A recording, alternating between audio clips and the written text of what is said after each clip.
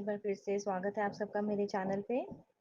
जी, आज हम बात करने जा रहे हैं इस छोटी-सी वीडियो क्लिप से कि पितृ पक्ष कितना ज़रूरी है।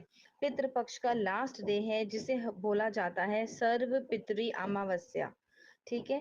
इस अंतिम दिन को जो है हमें इसका पूरा यूटिलाइज़ इसको करना चाहिए क्योंकि ये जो है कल कुछ ख़ास विशेष चीज़ें लेकर साथ में आ रहा है।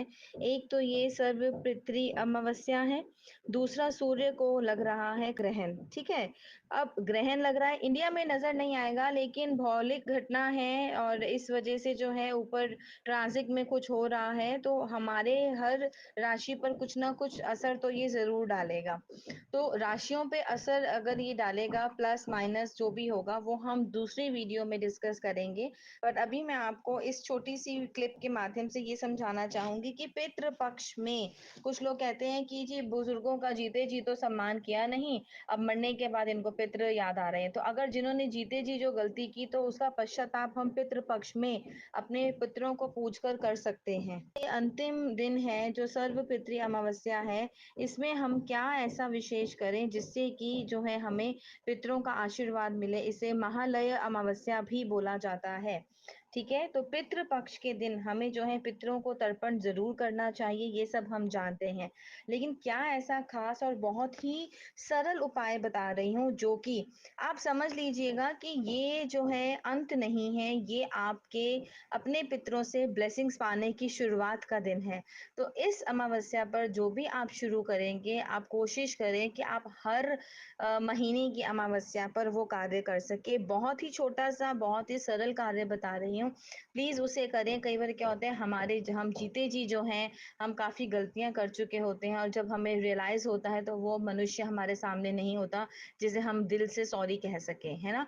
अपने बुजुर्ग सामने नहीं होते। तो उनसे माफ़ी माँगने के लिए और आगे अपने वंश को बढ़ाने के लिए हम क्या कर सकते हैं? बहुत ख़ास उपाय, छोटा-सा, सरल, बहुत ही अचूक। हम क्या करेंगे कल अमावस्या से हम शुरू करेंगे, फिर हम नेक्स्ट हर अमावस्या पर ये करना चाहिए। अगर आप करोगे तो आप धन-धान्य से परिपूर्ण होगे, आपके घर में वंश उन्नति बढ़ेगी, आपके रुके हुए काम बनेंगे क्योंकि पितृ भी कहीं न कहीं ईश्वर जितना ही रोल हमारी लाइफ में अदा करते हैं। ठीक है? तो कल हम क्या करेंगे, थोड़े से चावल उबालेंगे, उसमें काले तिल डालकर कौवा जी को ज़रूर खिलाएँगे, यानी कि क्रोज़ को खिलाना जो है हमारे को सर्वश्रेष्ठ रहेगा क्योंकि कौवों का डायरेक्ट कनेक्शन जो है वेदों में, पुराणों में पितरों से लिया गया है। क्योंकि शनिदेव काल हैं, ठीक है? शनिदेव के ही वाहन में कहीं न कहीं हम देखते हैं, पिक्चर्स में भी देखते हैं, तो कौवा जो है वो उनके चित्र में हमें हमेशा साथ नज़र आता है। तो कौवों को अगर हम उबले हुए चावल जिसमें तिल डले हों, काले तिल डले हों, अगर हम उन्हें व्हाइट कलर के पेपर पर या आप टिश्यू रख सकते हो या आप व्हाइट डिस्पोजेबल प्लेट रख सकते हो, ऐसे रखकर अपने से ऊपर एक छाया समझ लो या एक अपने से ऊपर एक जगह पर टहनी पर या पार्क के किसी भी चबूतरे पर आप रख सकते हो।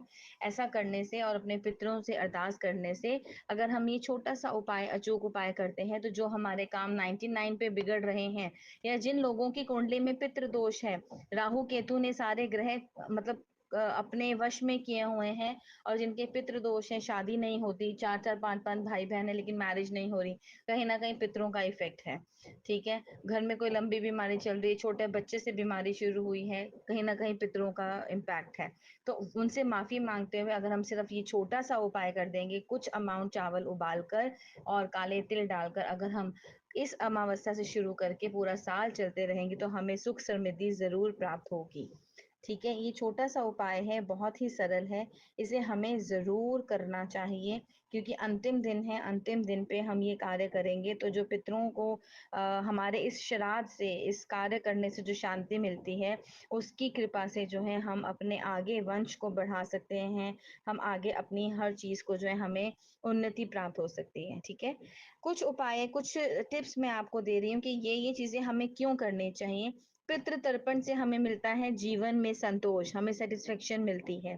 दान से पितरों को शांति और वंश को उन्नति मिलती है। अन्न जल दान करने से पितरों को सम्मान मिलता है। कौवों को भोजन कराने से पितरों को तृप्ति मिलती है, जो भटक रही होती हैं आत्माएँ या जिनका हमें जिनकी डेट नहीं पता होती श्राद्ध करने की, तो हम उस दिन जो है कल के दिन हम कर सकते हैं। पीपल के वृक्ष की सेवा करने से पितरों की कृपा मिलती है। तिल जल अर्पण करने से पितरों का वंदन होता है, यानी कि उन्हें हम कहते हैं कि आप वहाँ पे बैठकर भी हमें अपने बच्चे हमसे जो भूल-चूक हुई है उसको माफ़ करते हुए अपने बच्चों को जो है आगे हमेशा हरियाली की दात बख्शे, हमेशा प्रॉस्पेरिटी, हेल्थ, वेल्थ की दात बख्शे।